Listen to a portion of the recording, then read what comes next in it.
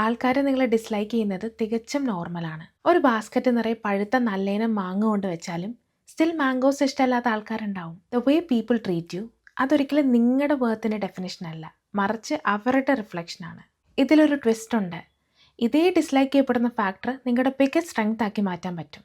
നിങ്ങളിൽ ഡിസ്ലൈക്ക് ചെയ്യപ്പെടുന്ന sensitivity world തന്നെ അഡ്മയർ ചെയ്യുന്ന എമ്പതി ആക്കി മാറ്റാം. ശുദ്ധ മനസ്സാന്നൊക്കെ പറഞ്ഞ ആൾക്കാർ കളിയാക്കുന്ന ഓണസ്റ്റി ഇൻറ്റഗ്രിറ്റി ആക്കി മാറ്റാം. ഇനിയിപ്പോൾ ഒട്ടും അപ്ലോസ് കിട്ടാത്ത ഇൻഡിപെൻഡൻസ് വളരെ ഗ്രൗണ്ടിങ് ആയിട്ടുള്ള സെൽഫ് എസ്റ്റീം ആക്കി മാറ്റാം. മനുഷ്യർ പോയിൻ്റ് ഔട്ട് ചെയ്യുന്ന എല്ലാം ഫിക്സ് ചെയ്യാനുള്ളതല്ല, ചിലതൊക്കെ ഓണർഷിപ്പ് എടുത്ത് ട്രാൻസ്ഫോം ചെയ്യാനുള്ളതാണ്. ഓൺ എ പേഴ്സണൽ നോട്ട്, ഈ ലോകം മുഴുവൻ ബാഡ് ലക്കായിട്ട് കൺസിഡർ ചെയ്യുന്ന 13 ആണ് എൻ്റെ ലക്കി നമ്പർ.